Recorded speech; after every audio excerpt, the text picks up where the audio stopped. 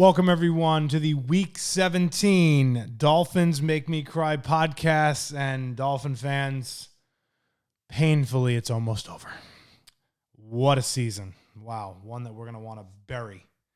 Coming off the Dolphins' 45-21 drubbing the Cincinnati Bengals at home last week at Hard Rock Stadium. The first start of the, I don't want to call it the era, because I don't think the Quinn Ewers era is going to be a thing. I think it's the Quinn Ewers experiment. And, looking at the game, he played okay. He didn't do anything spectacular. He made a couple of throws early on. He had a nice play to Darren Waller, improvising early on a play. But overall, when you look at him, you can kind of see he has a little bit of ability. He has a pretty strong arm. He's a young kid. He's a 7th-round pick. And really, at the end of the day, Mike McDaniel failed him in the game, and he was ultimately going to fail or succeed based on the situation that Mike McDaniel put him in. And early on, Devon Achane run a little bit, has a big run for the touchdown, ties the game up. And they're playing a pretty good first half. And then, bang, we hit that third quarter. And, boy, that third quarter, they have been outscored. I believe it was by 65 going into the game. And they just got destroyed. He throws the interception, which wasn't really his fault. And there's just so many things in this with McDaniel that kill you, particularly setting this young kid up for success. Now, you got this 7th-round pick in this game. And you would think, obviously, hey, we got to go all out running the ball like you've done pretty much in your win streak, right? Up until your Pittsburgh game. They didn't do that. And then they start throwing. They go down 10 in that third quarter, and it's like, bang, we got to throw it 3 times. And this is what kills you when you look at the totality. And look, we're going to have a couple weeks here to talk about Mike McDaniel and his, is he coming back? Is he not? There's all different reports. If you ask me, I'm thinking the answer is yes. And there's a plethora of reasons behind that. Giving him the extension, 3-year extension that got swept under the rug last year, that essentially goes into effect this year is a big piece of it. Harmony in the building. Also, Stephen Ross not having the ability to go out and have the wherewithal and the relationships with coaches and GMs. So you just don't see it happening, barring anything crazy. But then it just, you look at these games and it's like, dude, like you're down 10 and you threw the ball 3 times. I don't understand. And there's always like that pivotal moment where he's coaching a decent game. And the same thing was last week in Pittsburgh. I mentioned it. The 3rd and 1 early on where we're in shotgun. Last week, it's you're down 10 and then bang. We got to hurry up the offense. We got to throw it 3 times. He throws an interception. Then we throw one up to Waddle, who is not a high point, tall receiver. These things he does just make no sense. And it's not to say everything he does doesn't make sense, but conceptually, sometimes it's like he's just lost as to what is the right thing to do in the situation. And then bang, he throws an interception, and then boom, you give the ball back to Burrow with those receivers, in a game where you have to play complementary football because let's face facts, your defense could do enough and could be a, middle of the road defense if you were running the ball, controlling the clock, not turning it over, keeping them off the field, playing pretty good special teams. You could mask some of their lack of pass rush or lack of ability to stop the run or lack of, top-notch secondary players, corners, what have you. Not to mention the fact that they had moments in this game where you just had those, backup guys who wouldn't have been playing as much if this would have been a kind of win and keep it moving towards a playoff scenario. You're sprinkling in, keeping some guys in that really aren't the best option at the time in the game. So you can kind of see where that's going in a quote-unquote meaningless game. And it just, you add it all up, and then the next thing you know, you have a terrible 45-21 loss at home. And some people could say, oh, it matters, or oh, it doesn't matter. It matters in this regard. It matters because you're getting embarrassed and you're getting outcoached and outplayed by a team that's got a worse record than you. Now, granted, when they had their complement of quarterback Burrow, Chase, the receivers, Gesicki, of course, that they would throw him into the mix because he obviously has a touchdown in the game. When you throw it all in there, it's just a recipe for just disaster, and you get blown out at home. And it's quick, and again, what do you know about Quinn Ewers? You didn't see anything. You saw a couple of little things. I wasn't overly impressed. I didn't think I was going to be. But again, it's on Mike McDaniel. If Mike McDaniel could have run a game plan for him to have been, like, not to say he was not successful at all, but much more successful and potentially could have been in the game to win the game, not losing the game 45-21, being desperate, throwing the ball 3 times down 10 and saying, hey, let's abandon the run. We're down by 10. Like, pump the brakes, dude. Like, you don't need to change the game plan. Keep the game plan, keep it rolling, and let's see where we're at. And again, you still might lose, but maybe you don't lose by 24. You lose by 10. And you keep it in the game, and you keep things going and flowing, and, the whole deal. So a very, very pitiful performance in that game. Now, that brings us to Tampa Bay. It brings us to this week. Now, clearly, when you look at these things, you're looking at, hey, they're not going to play Minkah Fitzpatrick. He's out. He's probably not going to play next week, obviously, because that game's going to be completely meaningless. You're keeping some guys out. Aaron Brewer, he has this streak of games played. He'll probably play. Jordan Brooks kind of nicked up a little bit. He was an alternate named to the Pro Bowl, leading tackler in the NFL this year. Achane made the Pro Bowl. No real surprise there. But other than that, there's really Gold as a backup. There's nothing. Look, we know there's not Pro Bowlers on this team.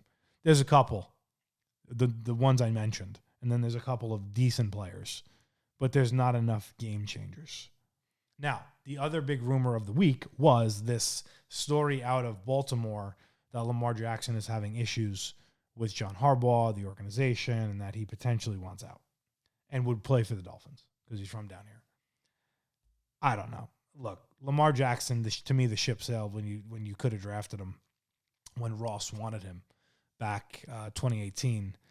So to now pay him, trade for him, trade multiple number 1 picks, have to restructure and pay a crazy high contract when you're paying Tua, when you're then gonna not have enough cap space to even give him the roster he would need to be successful, and he's an aging running quarterback. I mean, would I say 100% no? I wouldn't if you told me the variables of getting him were on the lower level.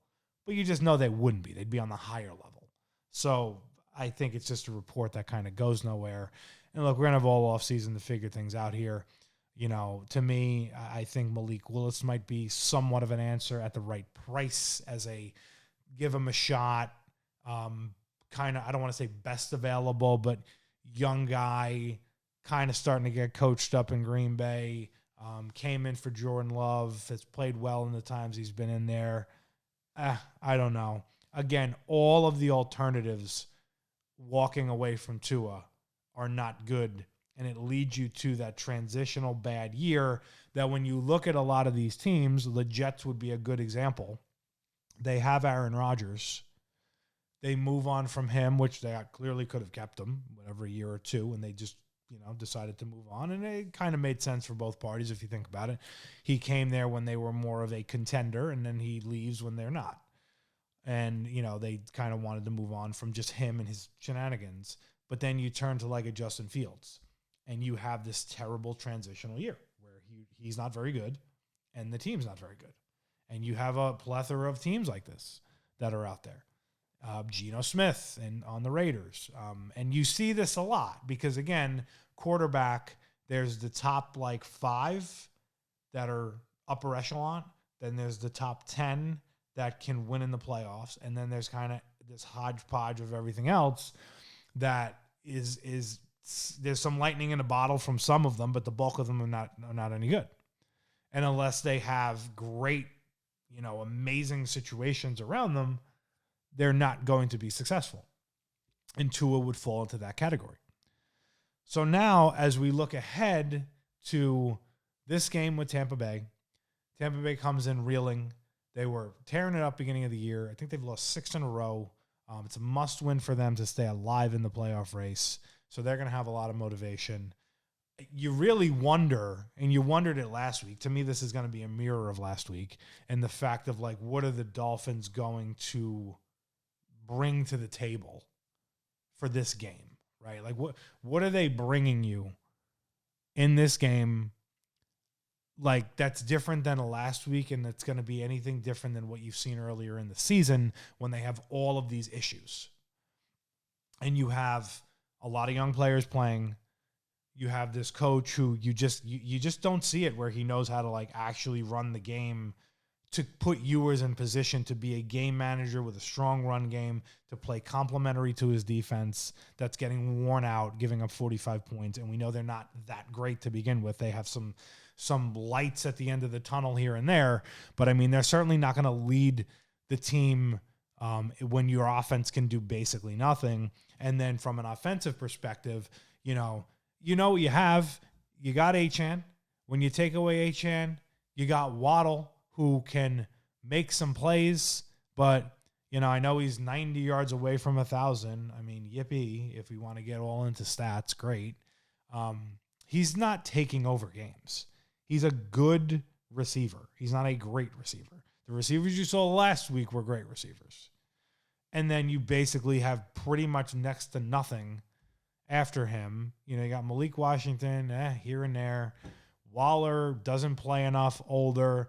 He'll make some big splash plays. He'll score touchdowns in the red zone. He's not used enough. So you know what you're going to get in this game. You just do. Like, the Leopard isn't going to change its spots in week, 16 or whatever week we're in. And, week 17 here, it's going to be what it's going to be.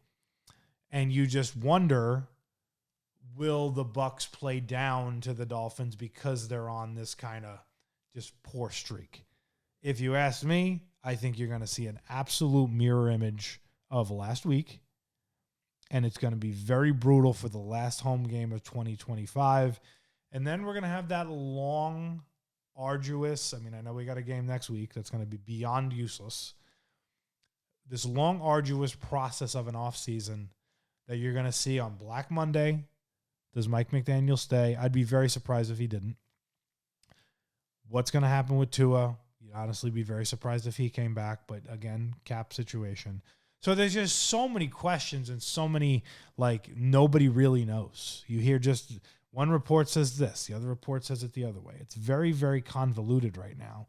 But as we preclude here, by the end of next week, Black Monday, the Tuesday that follows, we're going to know at least the direction of the front office, being probably, if you ask me, Champ Kelly, interim GM, taking it over, running with Mike McDaniel, and then, as you get closer to March, figuring out Tua, his situation, then obviously you have a draft. Now, you do have some good draft picks in that selection as far as how many and where they're going to be selected in rounds. So it will be very, very interesting to see where we go. And then the 2026, quote unquote, what you're going to really call a transitional year, because the bottom line is you have, question marks here, coach and GM. You have obviously massive question marks, quarterback. You have salary cap issues everywhere. Who's coming back? Who's not coming back? Who are we drafting? And then you go into this next season really already at a handicap, and you're trying to see, like, how much lemon can we squeeze? How much lemon juice can we squeeze out of lemon is really what it boils down to. So it's going to be very, very interesting.